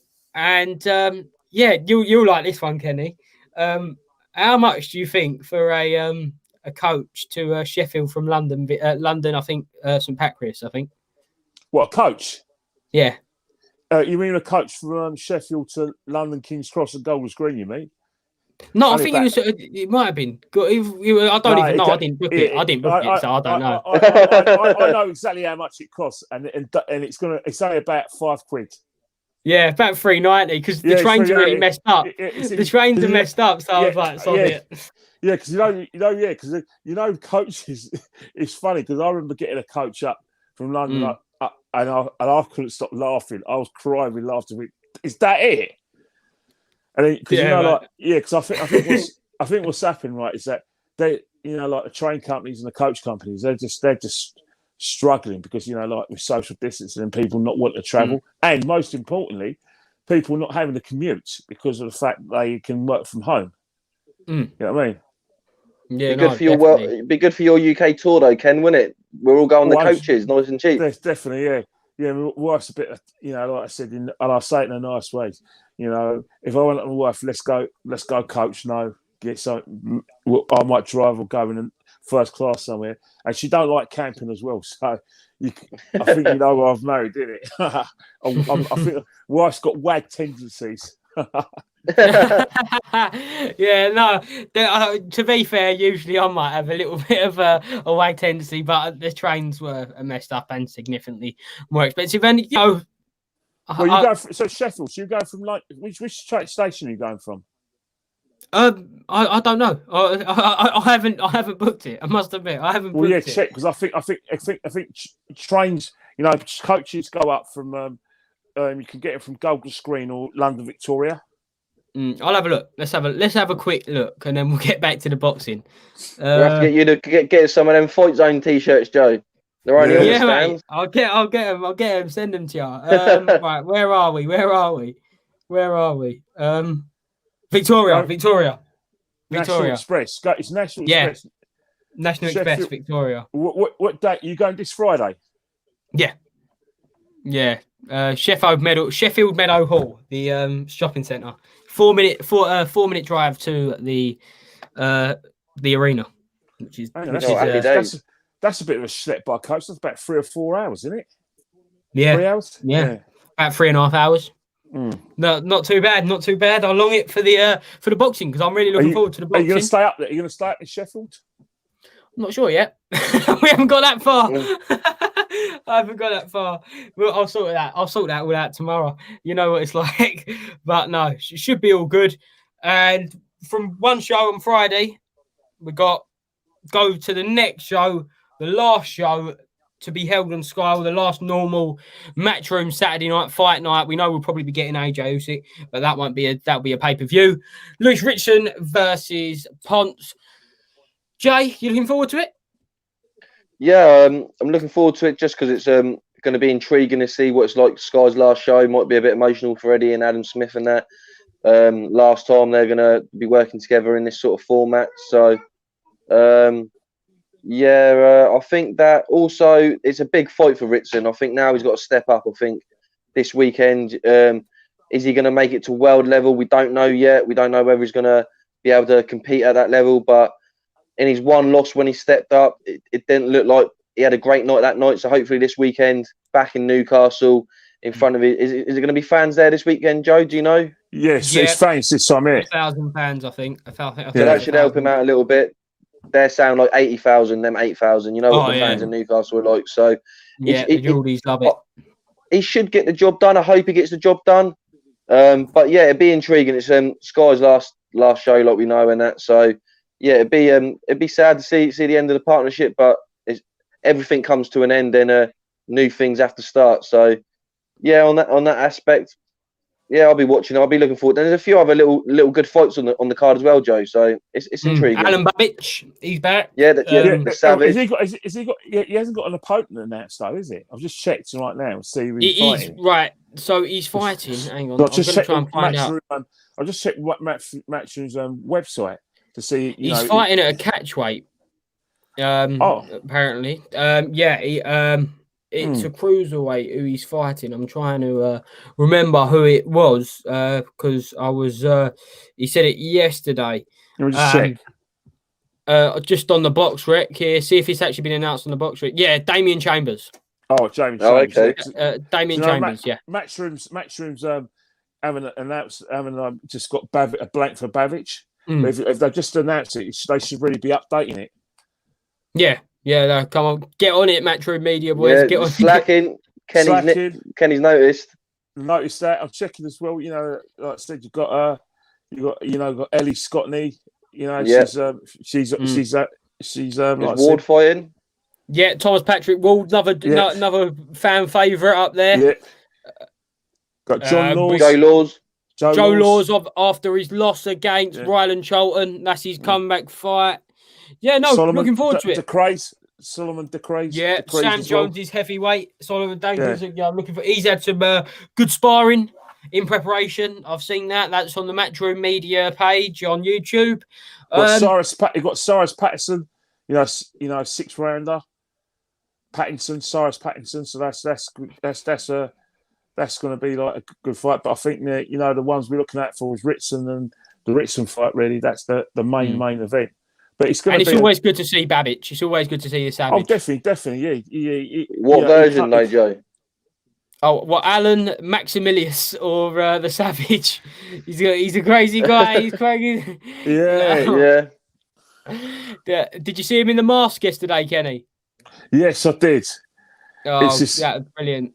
You know what? I like entertainers. And like I said, he's got a good, good nice sort of camp. That's what I love. What Dillian White's doing with young boxers as well. I like the fact that he's thinking about tomorrow as well. And I think Babbage, joining Dillian White in the camps in Portugal. That's only good for his career. You know what I mean? Babbage, Nick Webb, I think, will be a good fight in the future. Maybe at a fight camp. How good's Alan Babbage, Kenny? In your opinion? In terms of like heavyweight level, I think he's too small. And I do think that his future will be at cruiserweight. I really do. What about Bridgerweight?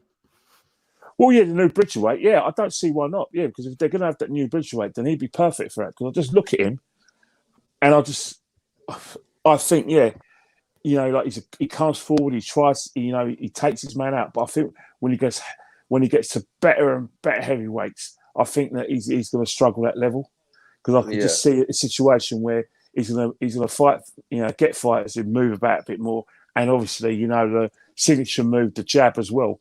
I think, what is he going to be like when someone's got a good jab and good head movement and everything? So I think, the Bridgeweight is probably like his future. But if you want someone to sort of promote that weight, then he'd be perfect for that. Perfect to take it on the level, because you need someone, to be the signature weight. Because if you look at the whole situation, middleweight in the late 1980s, and then from the 1990s when we went up to super middleweight, it was fighters like Baines, Eubank, people like Watson as well. All of them kind of took the the weight class and up to a different level. So this is a vacancy for Alan, to do it in a Bridgeweight. Yeah, well, we was talking about it, Jay, weren't we? About the Bridgerweight ranking itself, and December's rankings from by the WBC.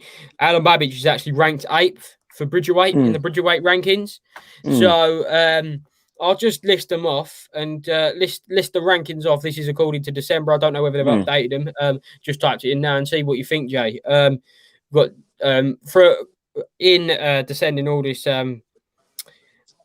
We got Rivas at number 1. We've got Riyad Murhi at number 2. We've got Kevin Lorena at number 3. We've got 4, Dmitry Kudrashov, 5, Evgeny Ramonov, 6, Bryant Jennings, 7, Artur Spilka, 8th, Alan Babbage, 9th, Joel Tumbay-Jeko, 10th, Aliev, 11th, Marco Huck, 12th, Lagoon, Kajay, Isaac Chamberlain's in there. So this is a Bridgeweight, yeah? Wow. Bridgeweight. Wow. I think, if I'm right, I think Rivas and Jennings are fighting for the vacant title. That's what I heard, yeah. Yeah, I heard that. So, what do you think, Jay? That'd be a good watch. Yeah, I'll look forward to that. I would look forward to that. What do you think, Jay? Firstly, who wins, Bryant Jennings or Oscar Rivas? And what out of them list there, who would you like to see Alan Babbage? Well, firstly, I think Rivas will win that fight. I think he would definitely do that. I think a late stoppage in that fight, and he'd probably become the first Bridgerweight champion. But I don't think that's a very deep pool in that Bridgerweight. I think it's pretty light, and I think someone like a Babbage, you would say in the heavyweights, is probably round about British to the European level. He could probably be world level in that Bridgerweight, like you said, top 10. So, what was he? Was he 12? Was he Babbage? But he could probably 8. So he is in the top 10. So yeah, he could probably maybe challenge for a title. In the conversation we had, Joe, were you saying he said he was going to be cruiserweight, Bridgerweight, and heavyweight champion? So he's going to be that's what he was saying yesterday. So he's going to be a three-weight world champion. I like the ambition, but I agree with Kenny. I think at heavyweight, he's only going to get to a certain level, and I think if he wants to get the maximum out of his career, I think going down in the weights would be ideal for him, because he can go further up in the food chain, get higher to them world honours. And if that's what he wants to be, I know everyone wants to be the world heavyweight champion, but let's be real. Only a select few people can be a world heavyweight champion. It's a very, very hard to become a world heavyweight champion. So, look, no shame in being a Bridgerweight world champion or a cruiserweight world champion. A world champion's a world champion. So if I was him, I'd go down to them lower weights. Same with Deontay Wilder, really. He's a Bridgerweight, isn't he? He's a Bridgerweight / cruiserweight, but he's got the power of a heavyweight. Imagine him at Bridgerweight. He's too good. He's too good for those. Like, yeah, but he's too good because of the power. But what we were saying earlier, like with David A, he is just a cruiserweight, really, with heavyweight power. But yeah, he is too good. But would you say people like, I don't know, who else could drop down into that sort of level? You mentioned a few names earlier. Could Takan maybe possibly go to Bridgerweight? Was he 17 stone? Can he get down to the next? So. No. Not sure. What is the Bridgerweight? What is the weight? 200 pounds, I think. That's the limit. Oh, okay. So, yeah. Personally, I would have rather liked a different weight class between light heavyweight and cruiserweight, really, instead of I was Bridgerweight. going to put a name in there as well. Although, I hope he proves me wrong. I'm going to put Wardley there as Bridgerweight as well, because I think he's probably too small as well. Yeah, that's a good shout. That's a good shout there. Because I look at them, and the reason why we're doing it is I think when you look at heavyweights now is that, back in the day it was 6'3", then 6'4". Now we're talking 6'7", 6'8". And if you're heavyweight and you're 6'3", you're too small now. So the modern heavyweights are getting bigger, and these big men, because of like the conditioning, in terms of like the food they're eating as well, and the science they're using, they're also big and athletic. So when you look at a modern heavyweight, there's no excuse for a modern heavyweight to be out of shape and not be able to have the recovery time. And, like I said, last 12 rounds. So, again, when you're looking at fighters like Wardley, looking at fighters like Babbage, this is what they got to contend against. You know what I mean? I'll throw a pipe bomb at you. Who wins, Ken? Babbage or Wardley then? I know they're in the same stable, but who's got the most potential and who's going to get further in their career? Wardley. Oh, nice solid answer there. No, that's a good answer. I think it depends in how they go about their career. I think Babbage at cruiserweight, like I said, I think he could go a bit further, maybe at Bridgerweight.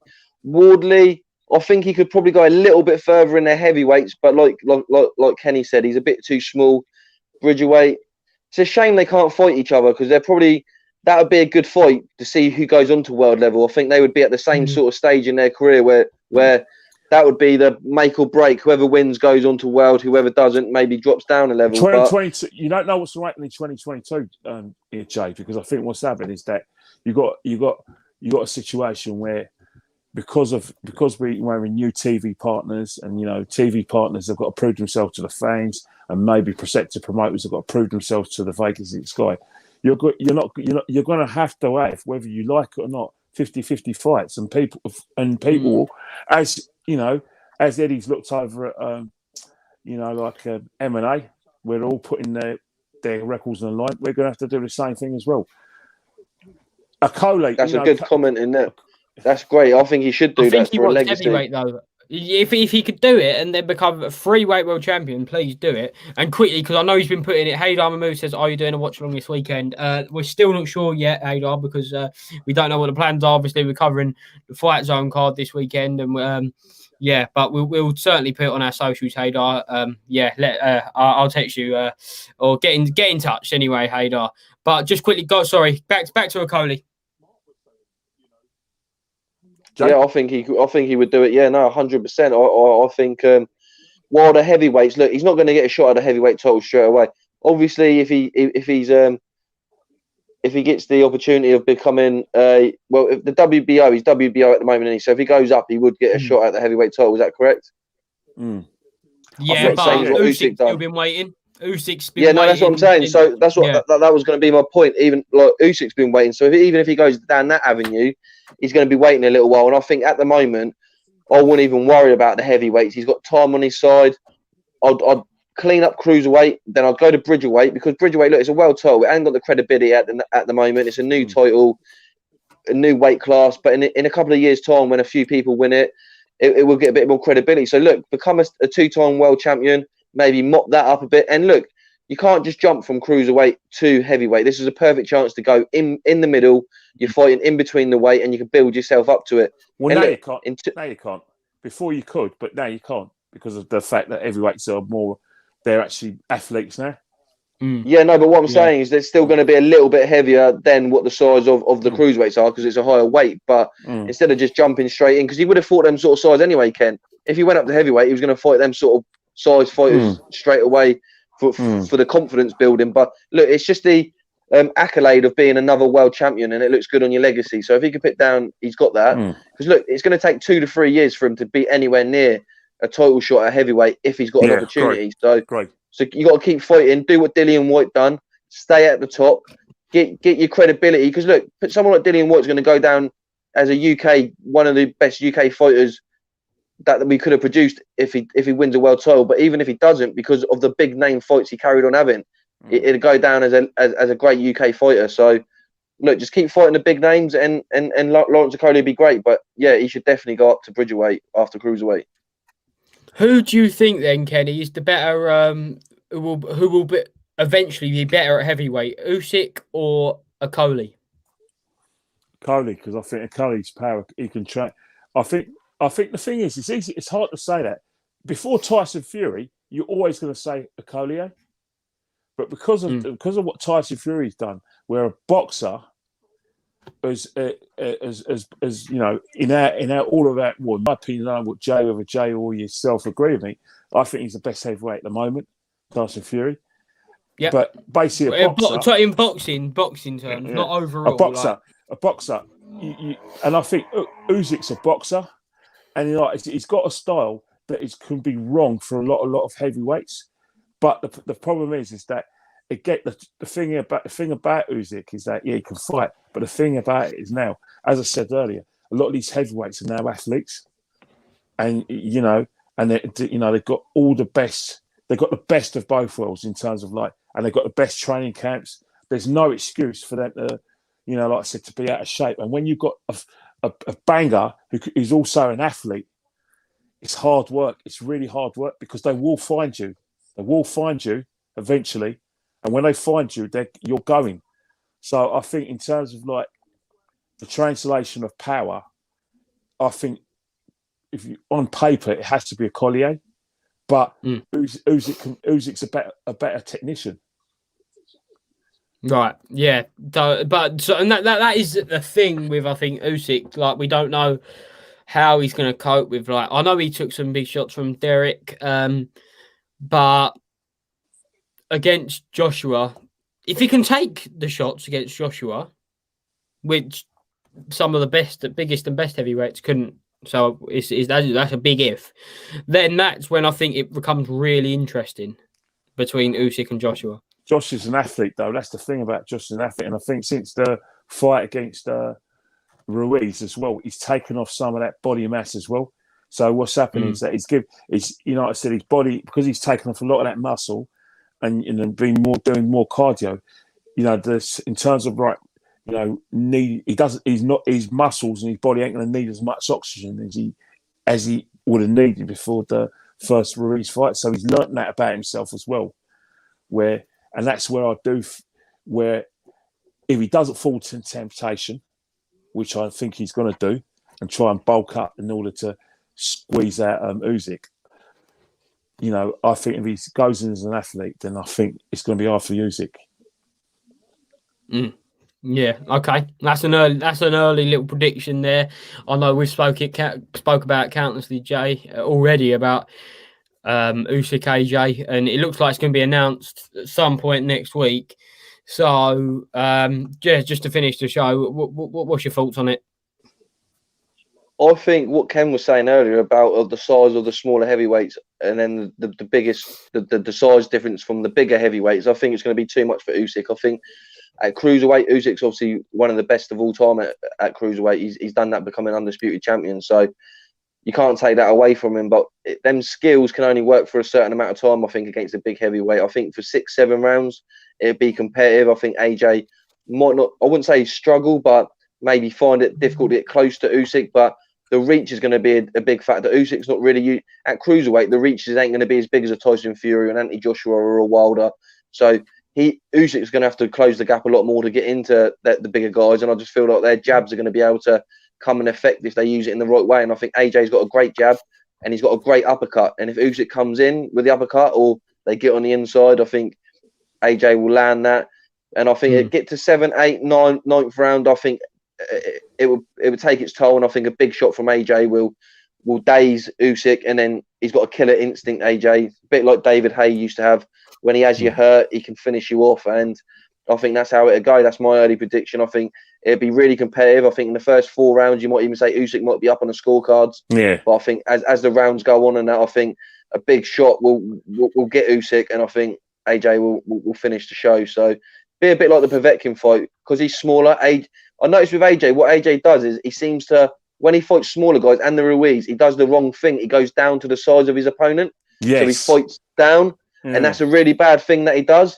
he struggled in the early rounds with Povetkin. I watched it back the other day, and with Ruiz he struggled. But hopefully he can stand a bit more straighter when he lands his shot. He keeps his chin back, not as straight as he usually does, and hopefully can get in and out. And like I said, them big uppercuts will work a treat. But I do worry with AJ with the smaller fighters, the bigger guys. He fights better, like Dominic Brazil, a taller fighter. Them sort of fighters, he seems to really, really take them out. But he should do the job. But Usyk is a top-level fighter, but I didn't really see much in the Del Boy fight that says he's a world beater at that level. And you've seen in weight classes, you see it all the time. It's a difficult jump sometimes, even for the best of fighters.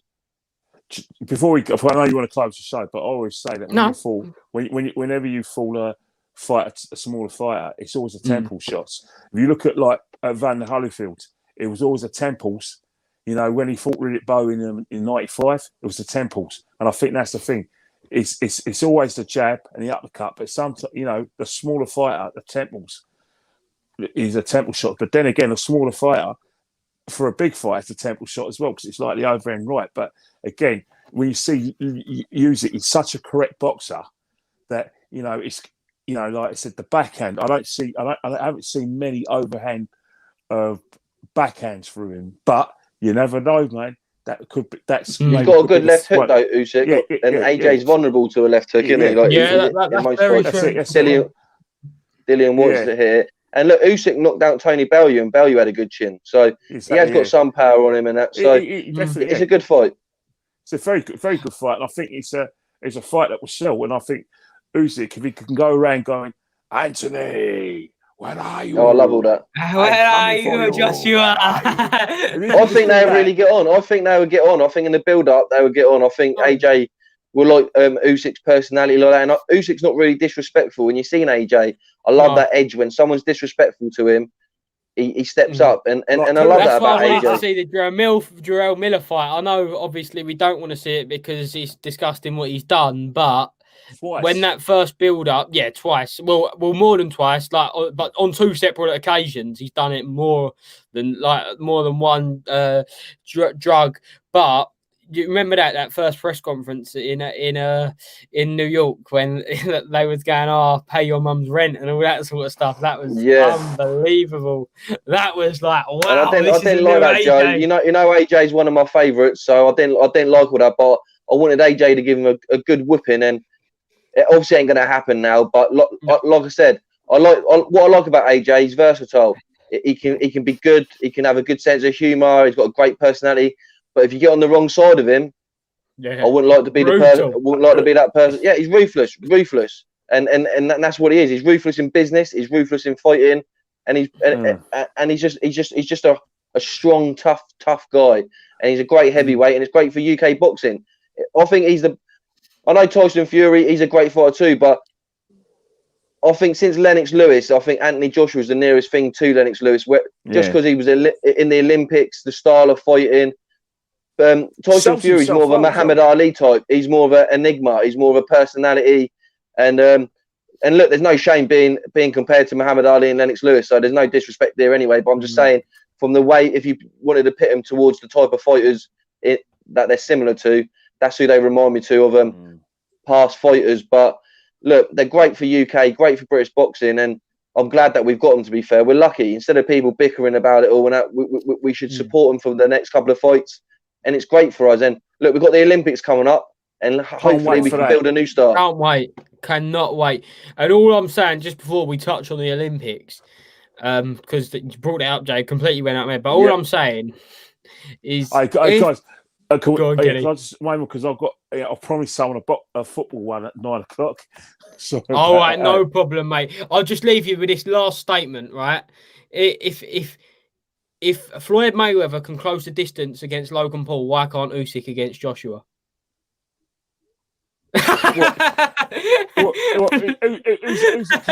Your face is there. No, but Usyk will be able to do that because the simple reason. I said that. I said for 4 or 5 rounds he'd be able to get close in that. He'd probably be winning. I said he'd probably be winning on the scorecards. But I like that joke. It was a great comment. But look at it. It's not a 44-year-old Mayweather. I mean, Anthony Joshua fighting a YouTuber. Usyk's a gold medalist. He's He's also So's undisputed AJ. champion. Yeah, no, that's what I'm saying. Logan Paul and Usyk. You can't compare the two, can you? It's two different I'm levels. only So, winding up. I'm only winding. so I'm only joking. I want to But see Joe Pugh versus Logan Paul. Logan Paul versus Joe Pugh. Why are we trying building that, people? Let's get this building. Let's get it going. Yes. You know, Logan 7 Paul, figures. right? You said, Joe. 7 figures. You're fighting. Yeah, thing with Logan Paul. As much as you're right, he's a bit. You know, him and his brother are like they actually know what they're doing in a kind of YouTubey way, but they actually know what they're doing in terms of like in fighting, and that's why I kind of respect them, especially Logan. I like Logan. We both said we like Logan, but I know you got to go, Kenny. I know you got to go, Kenny. So thanks for joining us, mate. See you, Ken. Great to see you. We speak to you next week. Speak to you next week. Next week. Got a lot to talk about, hopefully. Fingers crossed. Yeah. Cheers, mate. Jay, just close up, mate. Been a good show. Well, final round, been a great show. 1. Yeah, I had Steve on from Fightzone. That was great. Ken. Next week, Ken, we'll break down the TikTok YouTube card, see how that went down. So he'll love that. So I'm sure great stuff for him. I'm sure he'll watch it with all well, I'm sure he'll be engrossed in it. You'll be engrossed in it. 100%. But no, great show. We'll do a quick word on the Olympics. Got loads of great fighters. I think, is it 11 out of the 13 that qualified? Yeah, great stuff. But we'll do a separate show on the Olympics because obviously it's going to be massive. And I would like to do a couple of watch-alongs for the Olympics, you know, because... Yeah, that'd be good. Support the fighters. Yeah, some of the games, support them. Yeah, it's the next big things as well. Like, come on, we got Daniel Josh Dubois' Taylor sister in Olympian. it. Caroline Dubois. She's this year. We've Luke Campbell, Nicola Adams, medalist. Nicola Adams, Trailblazers, Katie Taylor, Jonas. Clarissa Shields, Natasha Jonas, Olympians. Obviously Anthony Joshua, Lawrence Okoli, James DeGale. We've got loads. The list. Going back to Audley Harrison. Go back to Audley Harrison. Go back. I know he didn't represent us, but going back to Lennox Lewis. Yep. Yeah, I cannot wait for the Olympics. I'm really looking forward to it. I was talking to you yesterday, Jay, about how I love the amateurs. Big fan. And I hope that yous will enjoy it too. The Pep Talk Nation, the Pep Talk boys. Make sure you like, share, subscribe. Jay, where can people find you, mate? Yeah, Joe, you can find me on Instagram at JALB1989. Also find me on Pep Talk UK. Like Joe said, we want to get the Pep Talk Nation going, the Pep Talk Army. We're going to do a weekly show, get Kenny Ken on, get guests on each week. Now that the shows are opening up, obviously Joe, Pro B's, and hopefully myself and any of the other guys can get down to the shows now in the future. So a lot more content that's going to be coming to you guys. Loads and loads of stuff coming. Look, we've got big shows, breaking news. Look, just everyone subscribe, like to the channel. We're going to try and get to that 20,000. Try and get the numbers up. And look, anyone wants to get involved with questions and that, like we said, get to our social medias, comment, and then we will try and integrate you into the show and that. Try and get comments in there. And if anyone wants to come on for a question or whatever or not, we can maybe look at that in the future. But look, we're just starting out and we want to get the fans involved. And yeah, great stuff, Joe. It was a great show. And yeah, everyone subscribe to the channel and also to Fightzone. That was a big point for tonight's show. And it's great for UK grassroots boxing. So, yeah, it's a great show. Great show. You can find me at JP1309 on Instagram, JP Boxing on Twitter.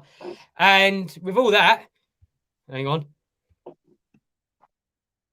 I apologise. With all that, it's been a great show. Thanks for watching, everyone. Thank you.